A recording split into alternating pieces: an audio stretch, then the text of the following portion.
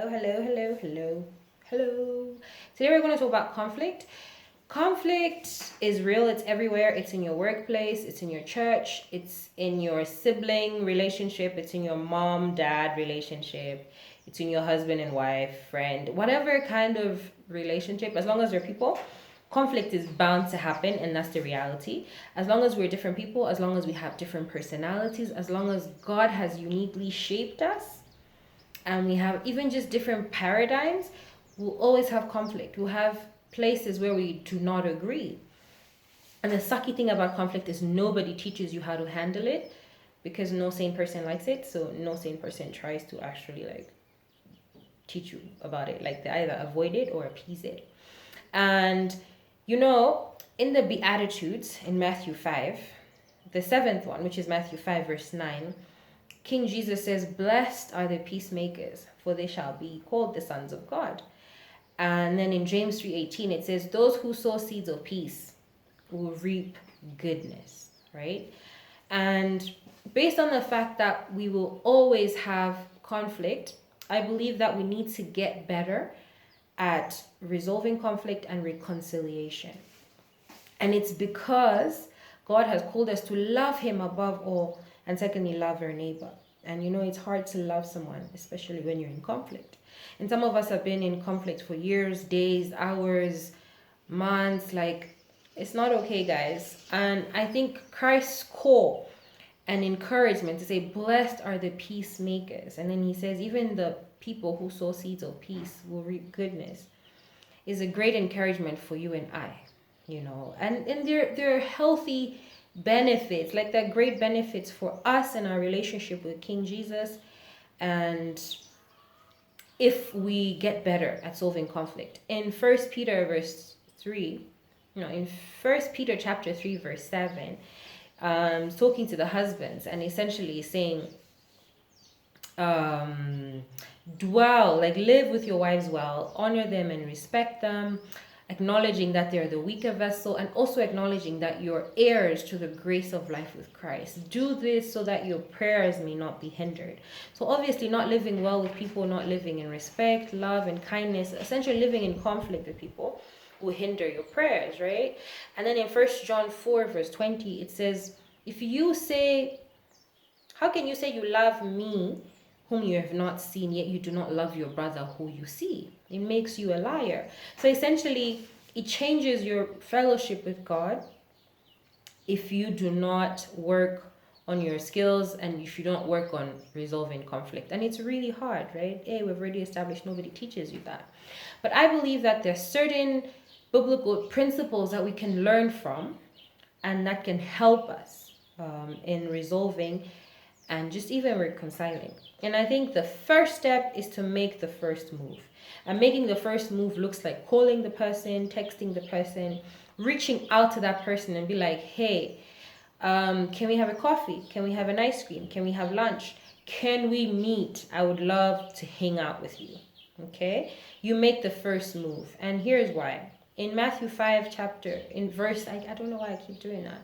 In Matthew 5, 23 to 24, it says, if you're offering at the altar and you remember that someone has something against you, leave your offering on the side of the altar. First be reconciled with that person, then come back and make your offering. So reconciliation and conflict solving is so important to God that He says, stop in the middle of your worship of me. Stop and go first be reconciled. So you need to learn to make the first move. And it's hard, right? Because you're waiting for the other person to make the first move. But we've already established God wants us to be peacemakers and those that sow seeds of peace.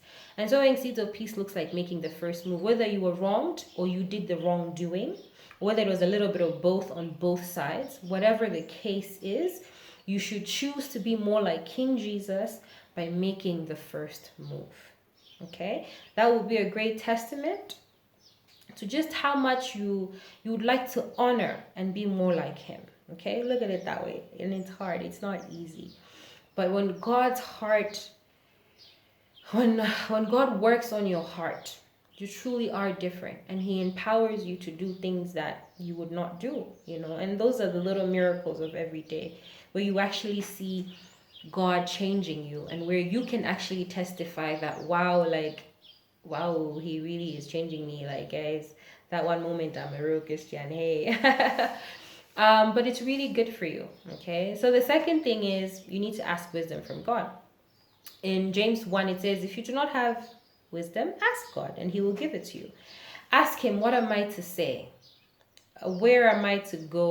Like, how do I do this, Lord? Give me the grace to be able to say the right things, do the right things, and honor this person and the hurt, how I've harmed them, and also be able to present how they have harmed me in ways that are meaningful and honoring to you, right? And you pray for wisdom, you read, you ask people, of course not in like a gossipy way, like that person sucks, they did this to me. You can ask for wisdom without mentioning people's names. Okay, the third thing is you need to acknowledge your part in it. Okay, you need to say, wow, I contributed in this way. In James 4:1, it says, what causes quarrels and arguments and disagreements among you? Is it not your evil desires and your selfishness? In Proverbs 13:10, it says, pride causes disagreement. So in one way or another, there's a way that you have contributed. And if you do not see that, there's a lot of work that you need to do, honestly. It could be in the way you reacted. It could be in the way you didn't react.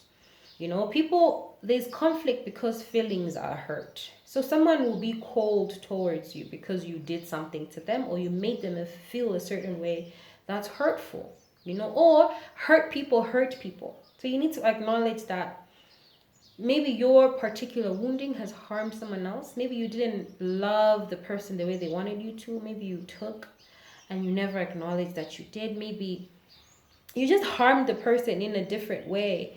And there's something that you did to make sure that that conflict went as far as it has gone. And you need to acknowledge that. Because if you go in guns blazing, so you did this to me, that's not going to work. Because the walls are going to go up and it's just not going to end well, So you need to be able to acknowledge. And in Matthew 7, I think it's verse 3 to 5, it says, why are you concentrating on the speck in your brother's eye when you have not removed the log in yours? First, remove the log in your eye so that you may be able to remove or see the speck in your brother's eye. So obviously, you have to take responsibility for how you have contributed to the failure, to the down, for whatever it is, of that relationship. And when you're able to do that, you soften the other person's heart and they're able to be like, oh, okay, this person really is coming in peace. Plus, you've already made the choice that you're not going to live like this, right? And then the fourth step is to listen, not with the intent to reply, but to listen so that the person would actually share their hurts with you, their wounding, to say, this is how you harmed me, and this is what's happening right now, okay? So you don't listen so that you can butt in or you can rebuttal or you can be like, but that's not even an accurate event. Listen, your time will come. You'll be able to share your points. And hopefully we can get into that in the next video. And yeah, so those are the first 4 steps that I believe you should be able to take. And I would love to say that obviously it's a process and you could be going through that process and you would see wow, the person's not responding. Or maybe you have done just those 4 and the person has not responded. But take heart. Galatians 6:9, it says, do not grow weary in doing good, for in due time you will reap a harvest. Okay. So it's hard, it's messy, but you can do this. And it's God honoring. It makes you more like Christ, and it's a testament to your faith and the work that King Jesus is doing on your heart. Honestly, it's a tangible, visible outworking of the fruit of the spirit, like he's working in your life, and you can testify to that. So I'm going to stop here for this video, and I would love to hear from you guys, your experiences with conflict so far, how you deal with them, if these steps are helpful, you think, and just what is so hard about just trying to reconcile, and why is it that it's so hard for you and I to do that, and just some of the ways that you think we can add to the steps. I'd love to know.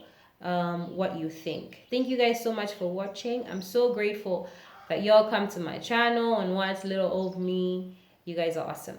Grace and peace.